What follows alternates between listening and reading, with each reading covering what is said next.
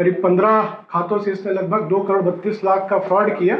इससे 99 लाख वापस किया, 1 करोड़ 31 लाख लगभग इसने अभी टोटल फ्रॉड किया हुआ। क्योंकि यही क्लर्क सामने बैठता था तो ये इसको बहुत आसानी से मालूम था कि किस तरीके से चेंज करना है। पासबुक और साइन यही देखता था, तो पासबुक में फोटो को मिलान करता था क्योंकि यही फ्रॉड करने वाला था। जनवरी 2021 से ये फ्रॉड करते आ रहा था। इसका जो स्टेटमेंट देख रहे हैं तो पिछले 1 साल से करीब फ्रॉड लगातार कर रहा है। पैसा कभी निकाल रहा था, कभी डाल रहा था, कभी निकाल रहा था। जब उसको लंबी रकम हानि हुई है।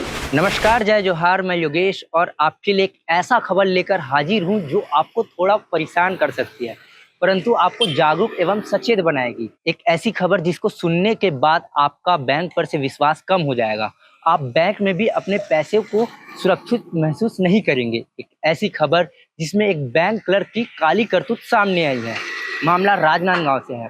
राजनांदगांव में सेंट्रल बैंक ऑफ इंडिया में एक क्लर्क ने खाता धारकों के साथ करोड़ों की धोखाधड़ी की है और उन पैसों को शेयर मार्केट में इन्वेस्ट किया है। मामला तब प्रकाश में आया जब वह शेयर मार्केट में पूरे पैसे गंवा देता है। बैंक का क्लर्क खाता धारकों के खाते से पैसे कैसे अपने अकाउंट में ट्रांसफर करता था, कैसे गैर कानूनी तरीके से पैसों का ट्रांसफर करता था, कैसे धोखाधड़ी किया, पूरा मामला हम आपको विस्तार से बताते। दरअसल राजनांदगांव के गंज लाइन में सेंट्रल बैंक ऑफ इंडिया है। वहाँ एक क्लर्क काम करता था जिसका नाम है आदेश राज भावे। ममता नगर का निवासी है। बैंक में क्लर्क का काम करता था। उसका मुख्य काम होता था खाता धारकों के मोबाइल नंबर को बैंक से लिंक करना। आरोपी बैंक क्लर्क ऐसे खाता धारकों को निशाना बनाता था जिसका मोबाइल नंबर बैंक से लिंक नहीं हुआ रहता था। ऐसे कस्टमर जो अपने पासबुक की एंट्री कराने बैंक तक नहीं जाते थे। आरोपी 10 फर्जी सिम चलाता था। इन खातों को अपने अलग अलग मोबाइल नंबर से वह लिंक करता है। इसके बाद खातों में मौजूद राशि को ई ट्रांजैक्शन से अपने खाते में ट्रांसफर कर लेता। वही रजिस्टर्ड फोन नंबर वाले खातों का मोबाइल नंबर वह खुद ही आवेदन फॉर्म भरकर बदल देता। इसके बाद राशि आसानी से ट्रांसफर कर लेता। अलग अलग खातों से आदेश राज ने कुल 2 करोड़ 32 लाख रुपए निकाले।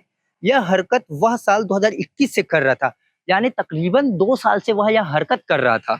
खातों से निकाले रकम को आदेश राज शेयर बाजार में लगाता था, जिसमें फायदा मिलने पर वह राशि बाकायदा खातों में जमा भी कर देता था।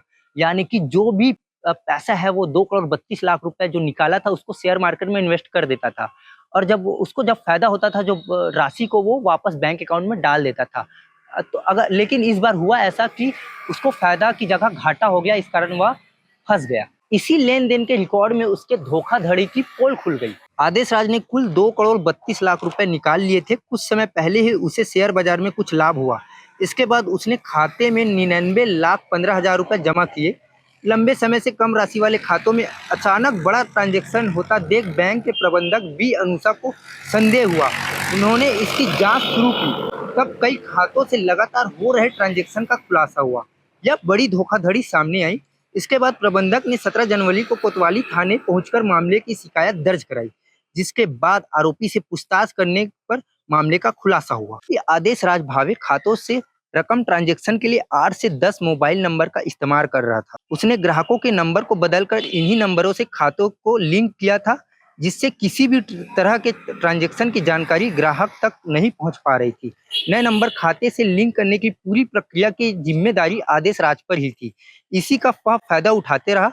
दस्तावेज दुरुस्त रखने उसने बाकायदा आवेदन फॉर्म भरा और खाता धारकों का साइन भी करता रहा। इस तरह की तकनीक का इस्तेमाल करके आदेश अपने परिवार एवं रिश्तेदार के साथ धोखाधड़ी करने के बाद जो आरोपी है वो अब खाता धारकों के साथ भी धोखाधड़ी करने लगा। पुलिस ने एफआईआर दर्ज की है, साथ ही धोखाधड़ी एवं गबन का मामला दर्ज किया और आरोपी को न्यायिक रिमांड पर भेज दिया गया है। इस तरह का मामला किसी भी के साथ हो सकता है।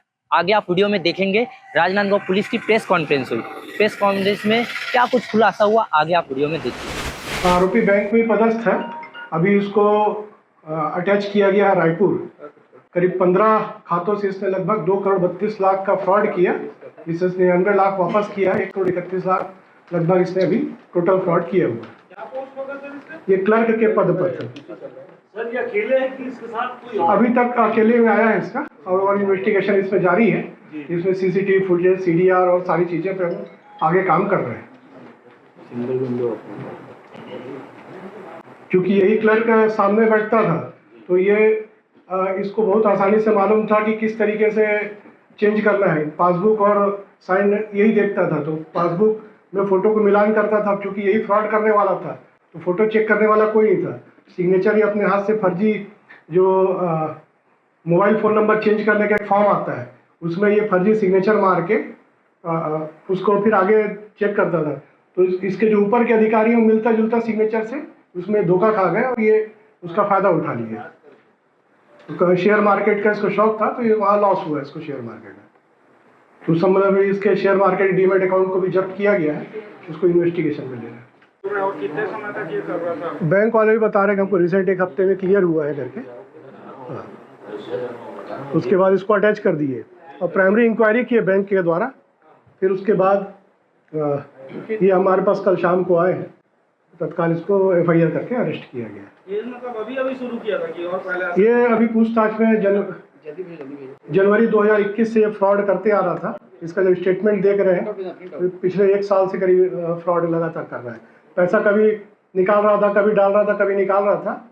जब इसको लंबी रकम हानि हुई है तो ये जो इनका अलर्ट आता है सस्पिशियस अकाउंट, ये पैसा वापस करते समय पकड़ा गया।